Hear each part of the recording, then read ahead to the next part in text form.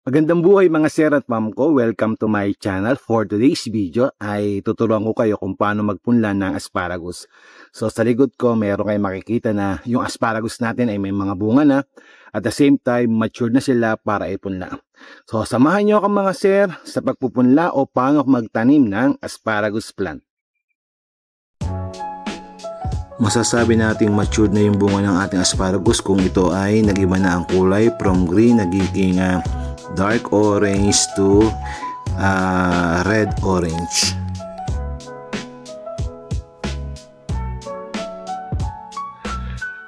May bunga na yung ating asparagus.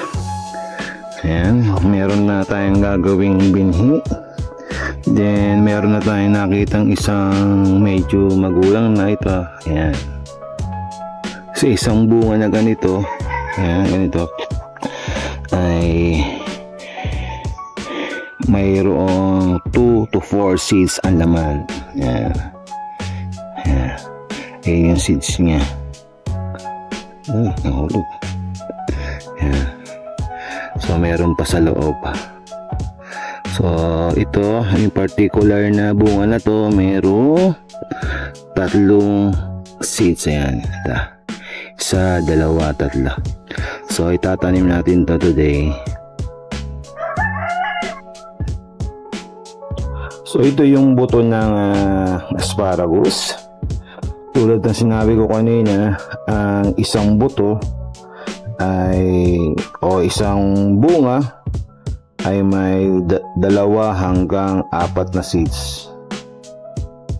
Yan.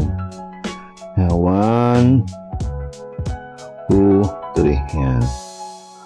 3 yung seeds. Minsan nag-4, minsan nagdi-5. Depende sa laki ng bunga ng ating asparagus. Tulad dito. Yan. Pero karaniwan ay laging 3 yung bunga ng ating asparagus. So itatanim natin to. Yan. Again, 3 na naman.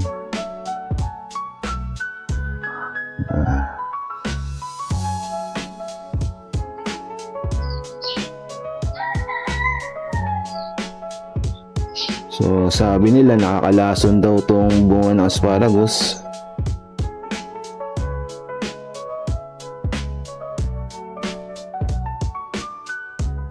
Itong bunga nito, isa lang ang na-produce niyang bunga. Ay, 2 nga. So depende sa laki ng bunga ng asparagus. Mayroong isa, pagka maliit, isa lang ang bunga. Ayan. Ito 3. Ito medyo maliit.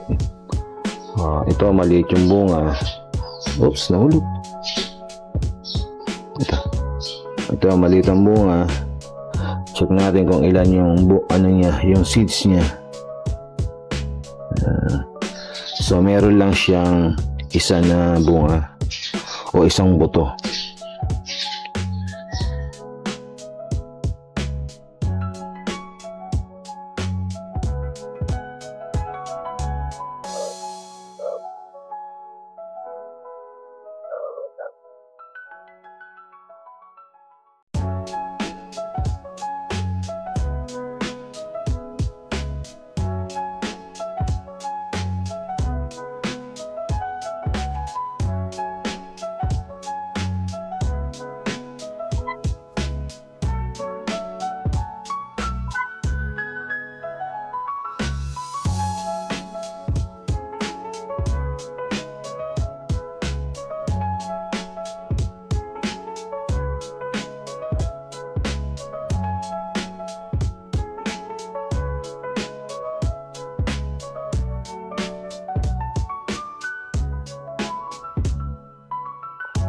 So ito na yung ating asparagus seeds. So nalinisan na natin siya.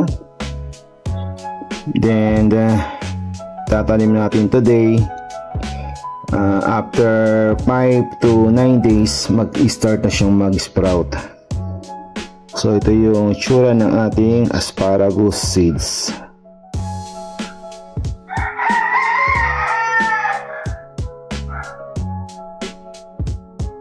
So kumuha tayo ng moist o basang bimbo.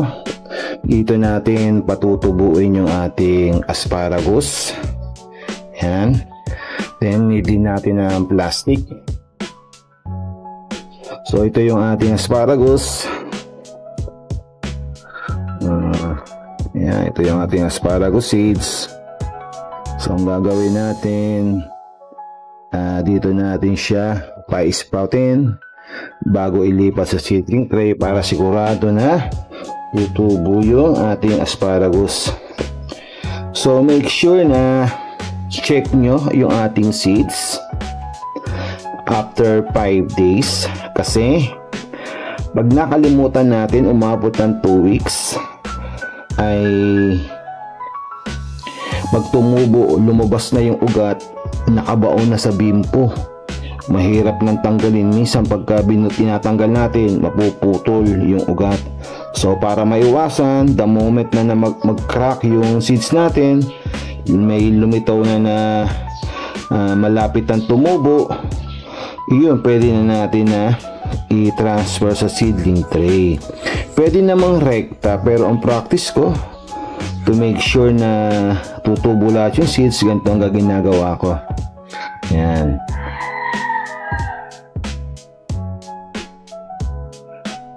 So gagawin natin, i-roll natin yung bimpo. Ganyan. Then po-fold natin. Tapos kukuha tayo ng plastic. Ilalagay natin sa plastic. Then after 5 days, check natin yung ating seeds kung tumubo na siya o hindi, para maiwasan natin na humaba ng gusto yung ugat niya at mahirap bunutin dun sa basahan na nilagay natin. Pwede din naman yung tissue, pero ako mas prepare ko yung tela o yung bipo kasi napapanatili niya yung moist para to make sure na yung ating seeds ay tutubo. So, ilalagay lang natin sa isang cool dry place yung ating seedling. Ayan. Ilalagay lang natin dito sa loob ng tool cabinet. Avoid direct sunlight sa ating seeds para mabilis tumubo. Ito yung ating gagawin pating mix. Ito yung tinatawag na coco coir. Then ito naman ay compost and rice hull. So combination siya, 1/4 compost, 1/4 rice hull, then 1/2 na coco coir. So ito yung ating gagawin na potting mix.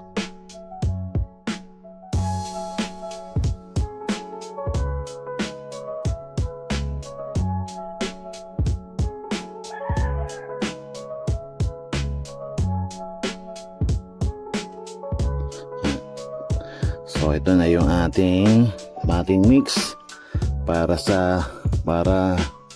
itanim natin o ipunla natin yung ating asparagus. So ito na yung ating potting mix na ilagay na natin sa ating seedling tray.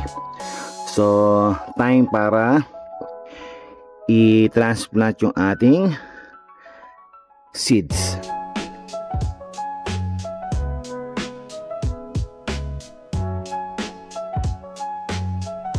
So after 5 days, ito na yung resulta ng ating asparagus seedling. Yan. Yan, nag-uumpisa na siyang mag-sprout.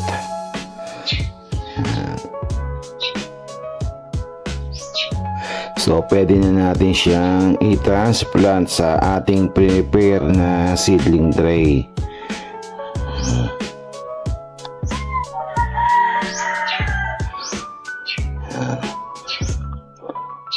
So almost lahat naman ay nag-crack na tulad ito. Ito naman ay may ugat na. So samahan nyo ako guys, ta-transfer natin yung asparagus seeds na nag-sprout sa ating seedling tray. So ito na yung ating potting mix na nilagay natin sa ating seedling tray. Gawa lang tayo ng maliit na butas.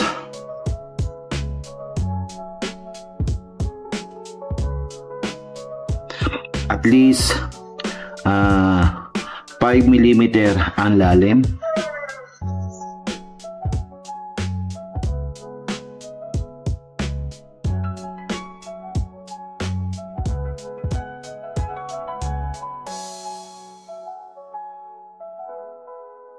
So lagyan natin ng isang buto.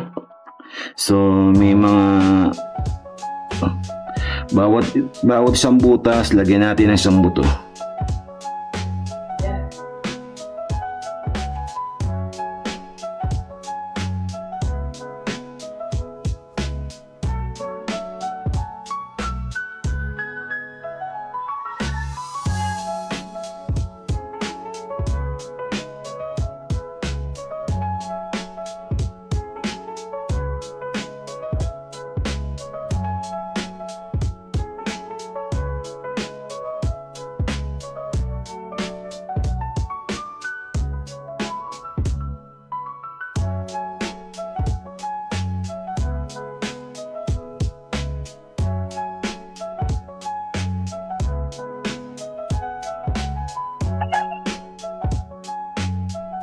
Yung ibang buto hindi nag-sprout. Hopefully mag-sprout sila.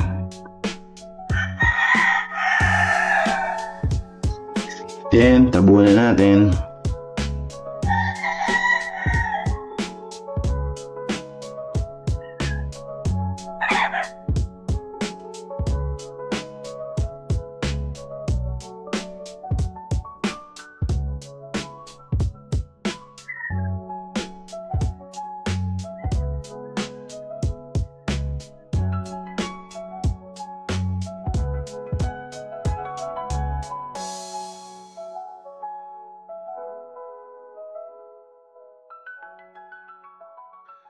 After 7 days, ito na yung ating asparagus. May mga lumusot na, may tumubo na. Ayan. Then sa kabila naman, halos kalahati lang yung taniman natin. Meron na rin lumulusot na asparagus tulad ito. Ayan. Ito. Saka ito. Ito meron na rin. Ayun, meron na din. So, after 7 days, ito na yung status na pinunla natin na asparagus seeds. So, after 11 days, ito na yung ating asparagus. Ayan. Medyo tumaas na siya. Sa kabila, meron din. Medyo mataas na din. So, after 11 days, ito na yung status ng ating asparagus.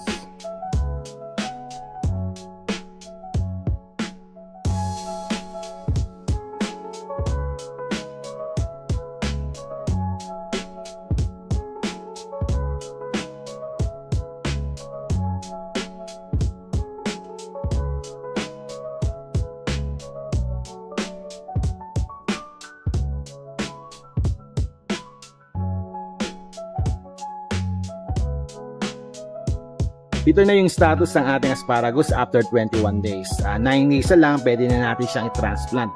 Pero ang usual practice ko after 2 months, ay pwede na natin siyang i-transplant para sigurado na mabubuhay yung ating tanim na asparagus. Shout out nga po pala kay Sir Rene Adulacion na laging nagko-comment pagka ang topic ko ay asparagus. Sa family po ni Sir Rene Adulacion, sa General Santos, shout out po sa inyo. At sa mga estudyante ko sa Marilao, Assemblywoman Felicita G. Bernardino Memorial Trade School, sa mga nagpapa-shout out sa inyo, God bless sa inyo. Sa mga may nagkamit ng mga high honor, congratulations sa inyo. Again, maraming salamat po sa panunod ng aking video. Please like, share, and subscribe na rin para patuloy po tayong gumawa ng mga video na tulad ito. Magandang buhay and God bless us all.